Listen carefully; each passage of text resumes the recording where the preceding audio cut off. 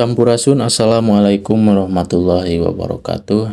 Wilujeng patepang deui dina channel Dongsun TV, channel dongeng Sunda.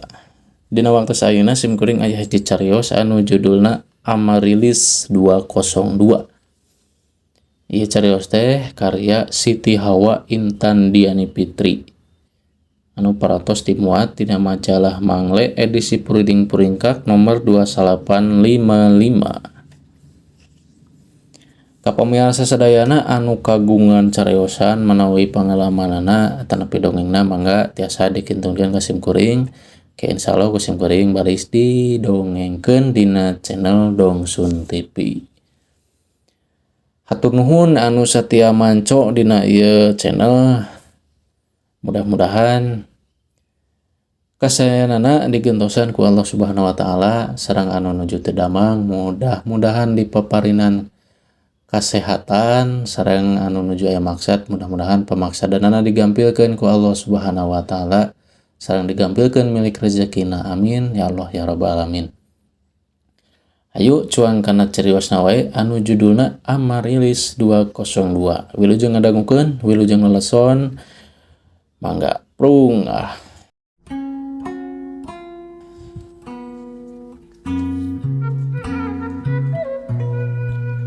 Aya kana 2 bulana nama kuring nahan nyeri dibarengan eungap di cero dada. Geus dipariksa eta oge ka klinik, ari hasil pameriksaan mah cenah asam lambung kambuh. Tapi teu pati dipirose ya hasil pemeriksaan dokter teh da masih keneh kaduga ngalakonan kewajiban salaku mahasiswa. Najan karasa rada nyeri jeung eungap oge. Kuring masih maksakeun indit ka kampus jeung ngiluan sababaraha kagiatan. Sabada 2 bulan nahan ka nyeri, kuring jol utah getih aya kana samingguna. Geus teu bisa diantep jeung pasti aya nu parna jeung awak kuring. Gura-giru kuring dipariksa ka rumah sakit. Dokter nu mariksa gogodeg, panyakit geus parna tapi naha karek dibawa ka dokter ayeuna. Cek dokter kuring kudu dirawat, lamun terus diantep bakal beuki parna jeung panyakit kuring geus lain antepkeun deui. Lantaran keur tolab ilmu ngumbara jauh ti kolot, atuh mimitina mah nu cakah ciki ngantir ka ditu ka dieu teh babaturan deukeut. Untung boga babaturan deukeut nu bumela daek maturan, pamitan jeung ngurus kuring nu teu walakaya. Ti mimiti nanda tangan surat nu netelakeun nyatujuan kuring dirawat, mere iber ka kulawarga di imah jeung sajabana. Eta kabeh dilakonan ku babaturan deukeut. Heuleut sapoe dirawat di rumah sakit, kulawarga kuring juljol ngalongokan, nyelang babaturan deukeut aya bibi kuring anu kemit nungguan. Ari kolot teu bisa nungguan sabab indung keur orokan kitu oge. Pun bapa nu pada melalana teu bisa ditinggalkeun.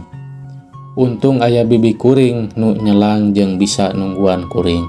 Sabab tangtu karunya babaturan deukeut ari kudu terus-terusan eueuh nu nyelangan mah. Di rumah sakit teh kuring dirawat di ruangan Amarilis 202. Di eta ruangan teh ranjangna aya kana 8 urangna. Nu tangtu sarua kabehanana oge keur dirawat. Bibi teu terus-terusan nungguan, kalan-kalan sok kaluar boh meuli dahar atawa sakadar neangan hawa seger. Sabot bibi kaluar, karanjang kuring aya nu nyampeurkeun. Kituna teh bari tuluy gek dina kursi gigireun ranjang kuring nu biasa didiukan ku bibi kuring. Kareret nu keur diuk dina kursi teh bapa-bapa saumuran pun bapa. Teu lila tuluy ngajak ngobrol. "Neng, di mana? Saha nu ngarencangan di dieu?" Kuring teu pati bisa nimbalan da teu bisa ngomong nanaon, coba selang pajurawat di irung teh dipasangan selang nepi ka jero lambung. Cenah cek dokter mah keur ngabersihan lambung kuring. Ari cek bahasa medisna mah cenah di NGT. Najan teu ditembalan, bapak-bapak nu digigireun teh teu terus ingkah. Kalah terus ngusapan sirah kuring jeung bari ngomong jeung ngadoakeun. sing sabarnya Neng, sing kiat, sing enggal neras jagjag sehat deui, sok sanajan teu diantosan ku ibu sareng Rama. Yakin nu namina sepuh mah kacidak melang jeung nyaahna kanu putrana, kurang leuwih kitu nu kadenge teh. Kuring ngan ukur bisa unggek bari teu karasa cipanon ngembeng, Aisyah nyeredet jeung karasa sedih kana hate. Si bapa teh tuluy kalah siga nu curhat, hariwangeun jeung melang cenah ku budakna nu sarua keur dirawat di ruangan Amarilis 202. Bapa oge kacida hariwangna waktu ngadangu murang kalih dirawat. Matak kuat nungguan di dieu, teu uih-uih ti saprak murang kalih bapa dirawat aya kana 3 dintenna. Pokna teh lantaran penasaran kuring maksakeun we nanya, sok sanajan samemehna mah teu bisa ngomong nanaon. Ari putra bapa nu palih mana? Cek kuring. Si bapa tuluy nunjuk kana ranjang nu pas pisan pahareup-hareup jeung ranjang kuring. Ieu payuneun tuh murang kalih bapa oge sami istri sapantar sareng Neng mah pokna. Kuring unggek ngareret katunjangeun, hordengna keur ditutup jadi teu bisa ningali. Sabada ngobrol nanya jeung ngadoakeun si bapa teh amitan bari terus ngusapan deui sirah bari kunyam-kunyam babacaan. Geus kitu mah leos indit katingali ngaringkangna mah abus ka palebah ranjang nu hareupeun kuring teh luyu jeung katerangan tadi. Heuleut sababaraha menit bibi kuring datang bari mukakeun hordeng panyekat. Bibi kuring gek diuk dina tunjangeun. Geus kitu jol ibu-ibu nyamperkeun ka bibi kuring tuluy ngajak ngobrol. Kadenge nalengteng nanya, "Di mana jeung keur nungguan saha?"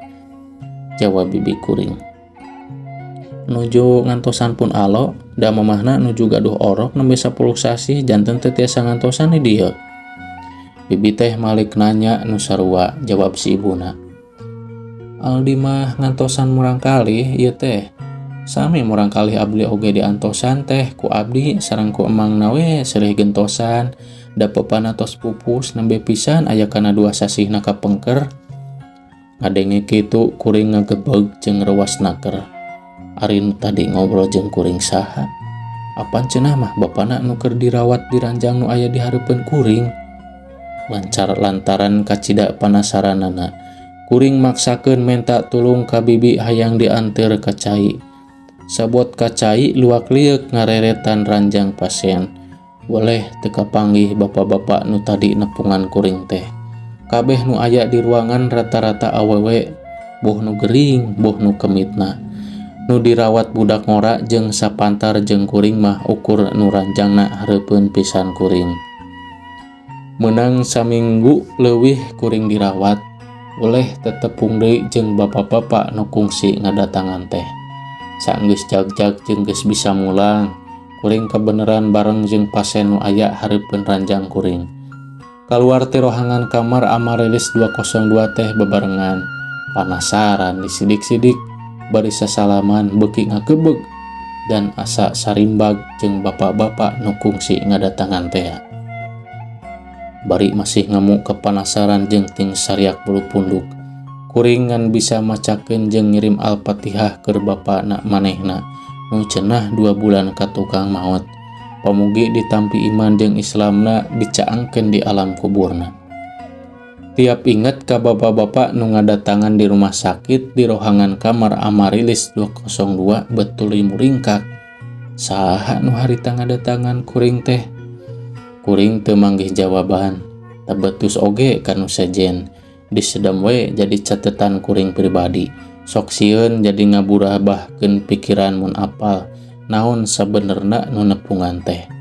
Nu penting tangtu we kuring sehat jeung jag-jag deui, bisa ngalakonan deui kewajiban tolab ilmu di kampus bari kahayang mah embung deui kudu asup ka rumah sakit di rohangan kamar Amarilis 202.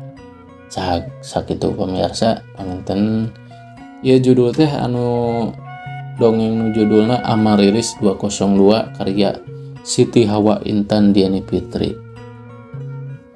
Neta nyaroskeun hiji pasien nuju dirawat di rumah sakit. Pas nuju nyalira aya kasumpingan ku bapa-bapa bapa anu nuju ngantosan putrana saurna teh. Ari ternyata si bapa eta teh tos ngantunkeun 2 bulan kapangkala. Kitu panginten pamirsa. Mugia teh sakatampi hatur nuhun anu parantos satia manco dina channel Dongsun TV. Mudah-mudahan kasarean palawargi sadayana dipaparin ku Allah Subhanahu wa taala, digampilkeun milik rezekina, dimudahkeun segala pamaksadanana. Amin ya Allah ya rabbal alamin. Sakitu wae tesungkuring hapuntenna bila kakirangan sareng kalepatan. Wilujeng patebang deui dina cariyos anu salajengna. Sampurasun. Wassalamualaikum warahmatullahi wabarakatuh.